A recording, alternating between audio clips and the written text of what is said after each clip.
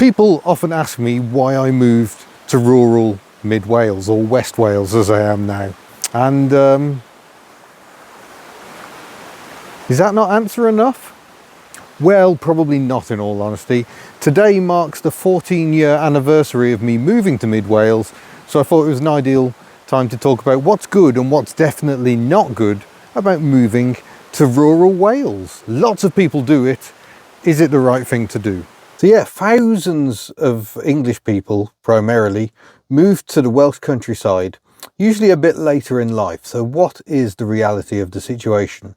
Well, for me personally, it's been mostly a joy. Not exclusively, but mostly it has been all of the good times. But we were very lucky. We moved to a community that was very welcoming. Mid Wales tends to be fairly nice as long as you are nice coming in. And there are nice ways to arrive and announce your presence to a community, and there are definitely bad places. If you move here and start saying, oh well, I don't know how to pronounce the name of my own house, so I will change it to English from Welsh, that is going to cause upset. And similarly, if you complain about the Welsh language, that doesn't tend to go down very well either. This part of Wales especially, very, very traditionally Welsh. Welsh is the #1 language for a lot of people around here. Yes, they can speak English, but they've grown up speaking Welsh. They want to speak Welsh. So that's one thing to clarify immediately. A lot of people say, oh, I walked into the pub and everyone started talking Welsh. Well, how do you know? If you've just walked into the pub, you don't know what language they were speaking beforehand. Truth is, there's an awful lot of Wenglish spoken. Well, they will flip between the two languages, often mid-sentence even. So that is a thing. They are quite used to flitting between the two languages. In their head, they aren't even distinct languages sometimes. So that does happen. But stop being so paranoid.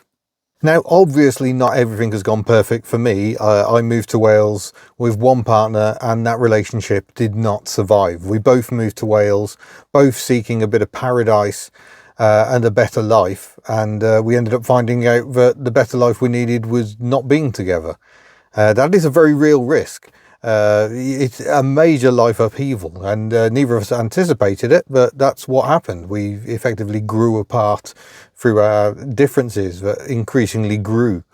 Isolation is very much a thing here, and there are definitely times, especially when we were down on our luck and had very little income, where that became a real issue. We are at least 2 hours away from a motorway at this point in pretty much any direction you care to mention. And there were times we literally could not afford to go and see family and friends.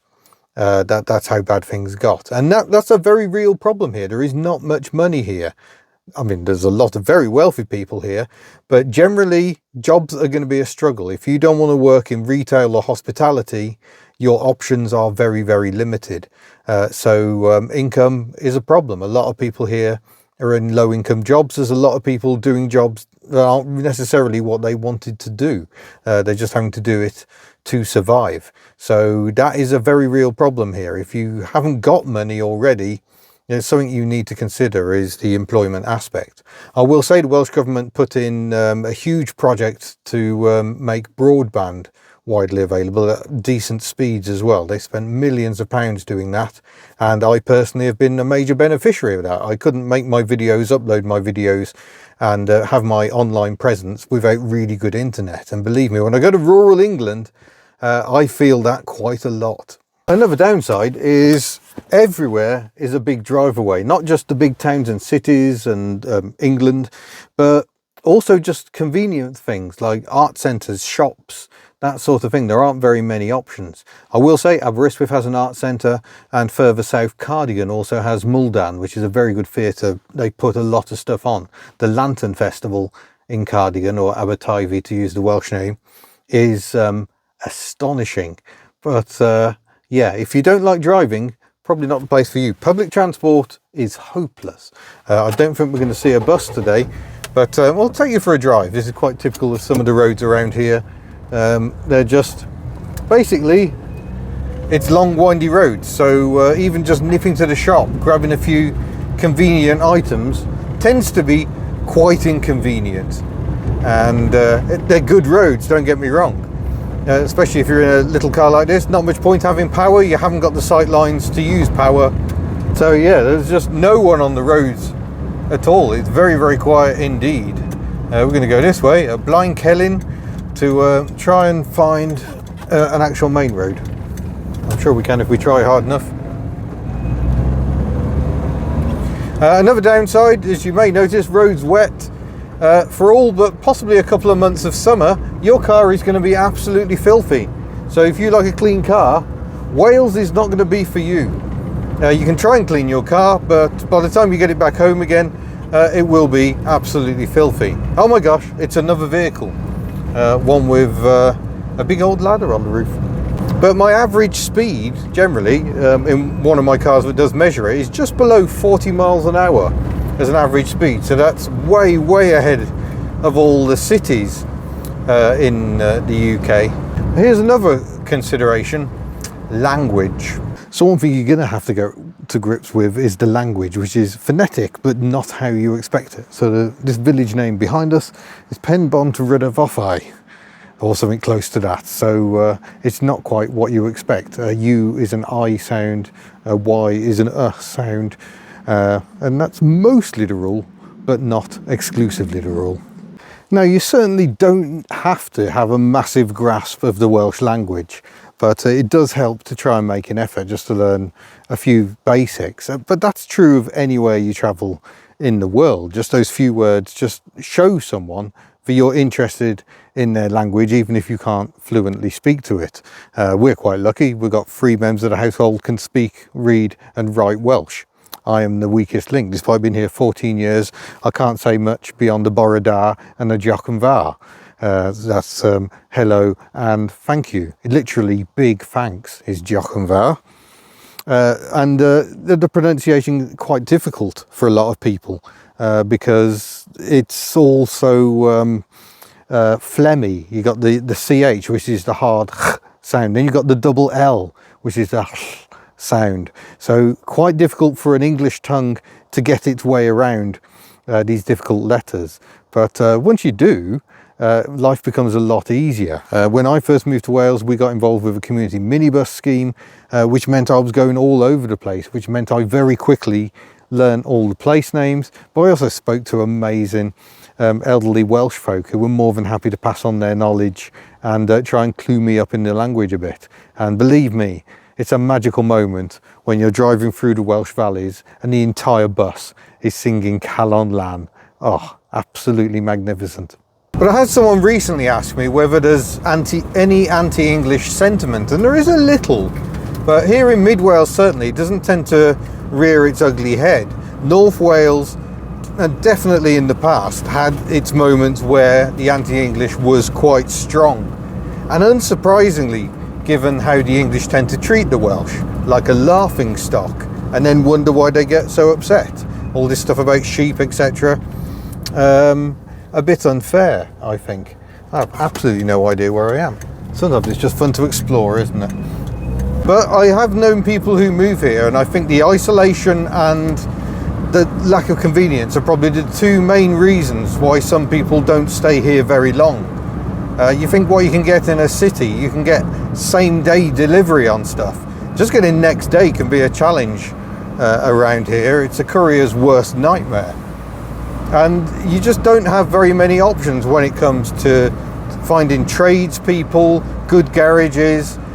Things are a bit more restrictive, and that can be challenging, and some people aren't up for that. It is not an easy life to live here in rural Wales.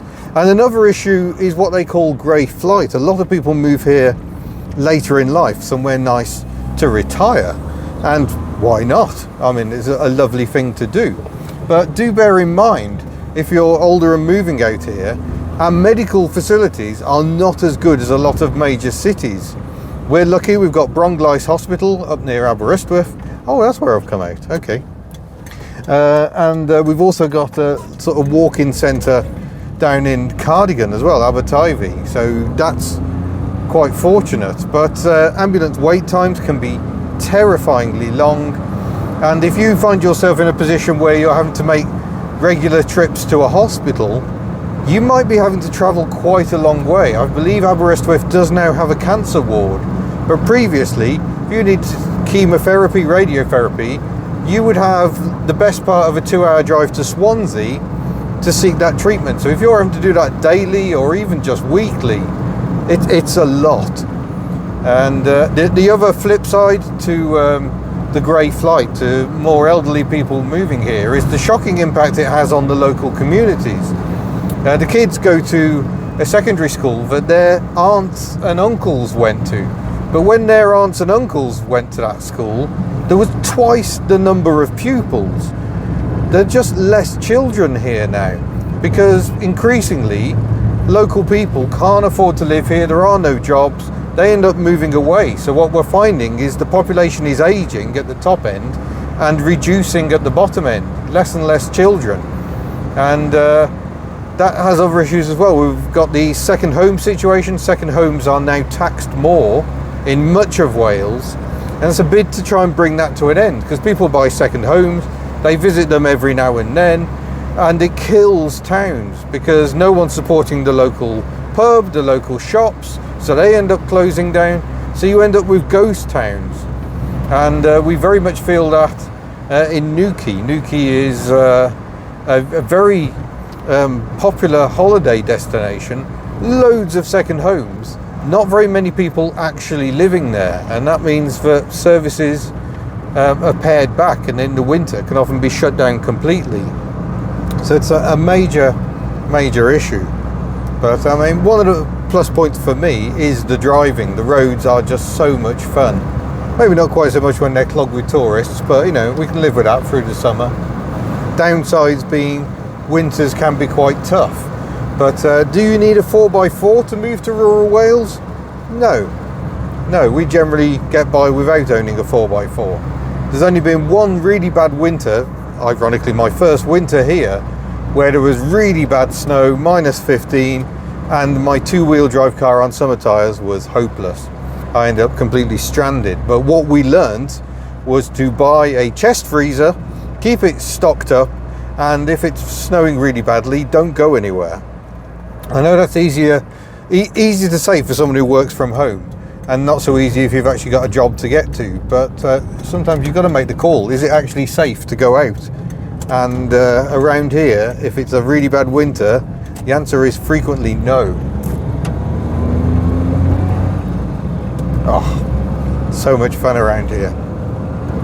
So overall, it's been a fantastic place to live. I'm very fortunate. I've made a lot of lovely friends in this area, English and Welsh, and it's been a very pleasant experience. Getting involved with community stuff was the deal breaker for us. It got us in with the local community, and we've made some lovely friends.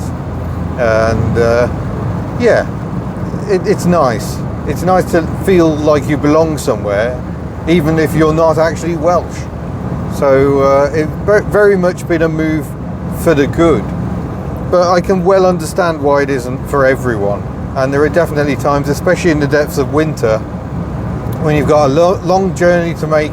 It's on unlit roads, it's dark, it's twisty, it's wet, it's really hard going, it's very, very tiring. And you can't admire the pretty views when it's pouring down with rain and pitch black. So sometimes the gloss does definitely get taken out of the situation, but I have to say I wouldn't change it for the world. Actually, there is a bit of a fly in the ointment, and that is property prices, especially for something like a small holding. The values are incredibly high because everyone has watched Escape to the Country and thinks it'll be absolute bliss. Bear in mind, you might have a lot of land that now you've got to look after, something to consider. But property prices generally are still problematic here because a lot of places are being snapped up as second homes. So the recent changes to council tax that are trying to discourage that haven't really kicked in, I don't think, at a local level. So as much as I love Wales, and I really do, if I want to actually buy some property, I may have to think about an entirely different country altogether. And I do find that a little upsetting, but if that's where life takes me, so be it. I didn't know life was going to take me to Wales, and I've had 14 very happy years here. So who knows what the future holds. But hopefully that's been useful. Some information if you're thinking of making the move to Wales. Certainly a lot to recommend it. But also a few hard truths need to be recognised, and that's for if you do go for a small holding, it's a lot of work. And if you don't want to do that and you just want to have a better life, you need to think about where the income is going to come from. But thank you for watching. I hope you've enjoyed this little Hub Notes, and we'll see you again either on Hub Notes or on the Hub Nut channel. Bye.